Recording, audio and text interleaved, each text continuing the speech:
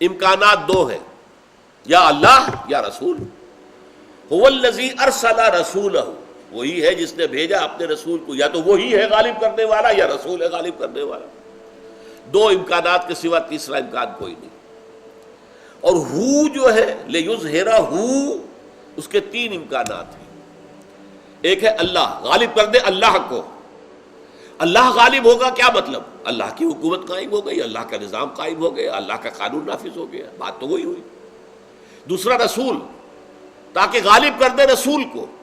رسول کے غلبے کا کیا مطلب ہے؟ رسول تو خود تو کوئی اپنی حکومت قائم کرنے کے لیے نہیں کھڑے ہوئے، تو اللہ کی حکومت قائم کرنے کے لیے کھڑے ہوئے۔ اور تیسرا ہے دین حق، تاکہ غالب کر دے اس دین حق کو۔ اب دیکھیے، دو کو تین سے ضرب دیجئے تو 6 امکانات یہاں پیدا ہو گئے، تاکہ اللہ غالب کر دے اپنے آپ کو، یعنی اپنی حکومت قائم کر دے، تاکہ اللہ غالب کر دے محمد کو پورے نظام پر، یعنی محمد کی شریعت نافذ ہو جائے پورے نظام زندگی میں، تاکہ اللہ غالب کر دے اپنے دین حق کو، دین حق قائم ہو جائے۔ کہ سوال یہ ہے کہ اگر اللہ ہے غالب کرنے والا، تو کیا انسانوں کے ذمے کوئی ذمہ داری نہیں ہے؟ یہ وہ لوگ ہیں جو کہہ رہے ہیں کہ یہاں پہ ضمیر جو اللہ ہے، جو بچنا چاہتے ہیں اس پکار سے جو اگلی آیت میں آ رہی ہے، اگر تم جہنم سے چھٹکارا چاہتے ہو تو جہاد کرو اللہ کی راہ۔ جو لوگ اس جہاد سے بچنا چاہتے ہیں، اس ذمہ داری سے گریز کرنا چاہتے ہیں، وہ کہتے ہیں جی یہ تو اللہ کا کام تھا، اللہ نے غالب کیا ہے۔ بھائی اللہ نے غالب کیا ہے، ماریں کس نے کھائی ہیں؟ جانیں کس نے دی ہیں؟ محنت کس نے کی ہے؟ قربانیاں کس نے دی ہیں؟ آزمائشوں کی بھٹی میں کون گزرے ہیں؟ اللہ۔ اب ہم کہتے ہیں اللہ رازق ہے، لیکن اس کے یہ معنی تو نہیں کہ تم تو بیٹھے رہو اللہ تمہیں روٹی کھلا دے گا۔ تم ہی زمین کاشت کرو گے، زمین کو تیار کرو گے، اس میں ہل چلاؤ گے، اس میں بیج ڈالو گے، اس کی آبیاری کرو گے، پھر فصل کاٹو گے، کاٹ کر لاؤ گے۔ مئی اور جون کی گرمیوں کے اندر فصل کاٹنا ایک قیامت کا کام ہے جو آدمی کرتے ہیں بیچارے، انہیں معلوم ہے کیا ہے۔ پھر یہ کہ اس کو پیسو گے، پیس کے اس کو آٹا بناؤ گے، روٹی تب بنے گی نا۔ تو فاعل حقیقی تو ہر اعتبار سے ہر وقت اللہ ہے، لیکن اس دنیا کا نظام اس نے ایسا بنایا ہے کہ رازق وہ ہے، لیکن رزق کے لیے تمہیں کوشش کرنی ہوگی۔ البتہ وہ نہ چاہے بارش ہی نہیں ہوگی، لہذا اس کا رزق کا خزانہ بند، فصل اگے گی نہیں۔ وہ نہ چاہے سورج کی حرارت نہیں ملی، آپ کی فصل پکے گی نہیں، بیٹھے رہیے اب۔ تو رازق حقیقی وہ ہے جس نے سارے اس نظام کو جو ہے اپنے کنٹرول میں لے کر سازگار بنایا ہوا ہے کہ تم اس کے اندر محنت کر کے اپنے لیے رزق حاصل کر سکو۔ اسی طرح دین کو غالب کرنے والا اللہ ہی ہے، لیکن اس کے لیے محنت اللہ کے رسول اور ان کے ساتھیوں کو کرنی پڑی ہے، اس کے لیے جانیں انہیں دینی پڑی۔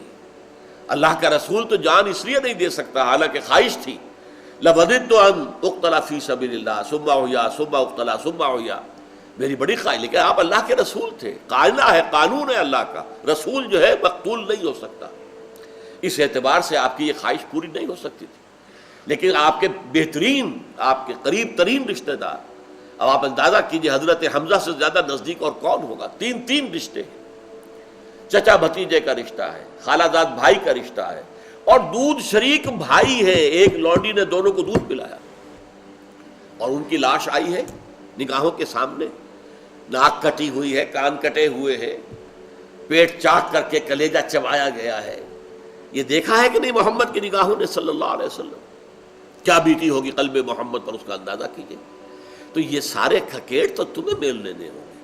اچھا رسول کو کہیے تو رسول بھی کرے گا تو اپنی حکومت تو نہیں بنائے گا، اللہ کی حکومت قائم کرے گا، اللہ کا دین قائم کرے گا۔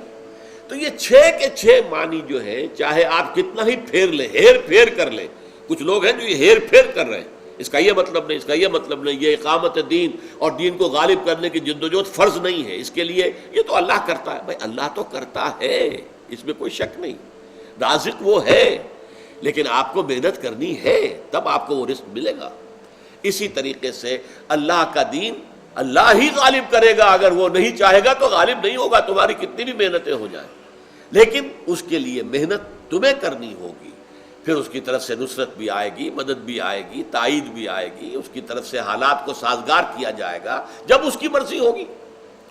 کتنے انبیاء گزر گئے، ان کے ہاتھوں دین غالب نہیں ہوا، غالب ہوا محمد الرسول اللہ صلی اللہ علیہ وسلم کے دست مبارک سے، اور قدم قدم پر نصرت بھی آئی ہے، اگرچہ معجزے انہیں نہیں کہا جائے گا لیکن نصرت تو آئی ہے نا۔ آخر حضور جب چھپے ہوئے غار ثور میں، تو وہاں جو کسی کبوتری نے انڈے دے دیے، یا یہ کہ وہاں پر ایک مکڑی نے جالا تل دیا ہے، یہ کس کا کام تھا؟ اللہ کا کام تھا۔ لیکن ظاہر بات ہے کہ وہاں حضور چھپے ہیں، اس کے بعد اللہ نے حفاظت کی ہے۔ 313 اپنی کمائی لا کر میدان میں ڈال دی ہے، پھر سجدہ کیا ہے طویل ترین اپنی زندگی کا، اور دعا کی اللہ سے۔ لیکن یہ کام اگر نہ کرے تو پھر نہیں ہوگا۔ لہذا یہ گریز، انحراف جو ہے در حقیقت دین کی شاہراہ سے پگڈنڈی، ہمارے اوپر کوئی فرض نہ آ جائے، ہم پہ کوئی ذمہ داری نہ آ جائے، اس کے لیے جو ہے اس میں لوگوں نے ہیر پھیر کیا اس دور میں، خاص طور پر کیونکہ یہ بات بھی اسی دور میں آ کر زیادہ نمایاں ہوئی ہے۔ طویل عرصے تک ہم کولونیل رول کے تحت رہے، ہمیں تصور بھی نہیں ہو سکتا تھا کہ اللہ کی حکومت قائم ہو سکتی ہے۔ کیسے ہو سکتی ہے؟ انگریز تو ہمارے اوپر غالب ہے، انگریز کی طاقت ہے، یا کہیں اطالوی بیٹھے ہوئے، کہیں ولندیزی بیٹھے ہوئے، کہیں ہسپانوی بیٹھے ہوئے، کہیں فرانسیسی بیٹھے ہوئے۔ وہ تو جب اس کولونیل رول سے نجات ملنی شروع ہوئی ہے تب خیال آیا کہ ہاں بھائی اللہ کا دین جو ہے ہمارے پاس ہے، ایک نسخہ ہدایت ہے، نسخہ شفا ہے، نظام زندگی ہے، پورا قانون ہے، ضابطۂ حیات ہے، اسے کچھ قائم کرے۔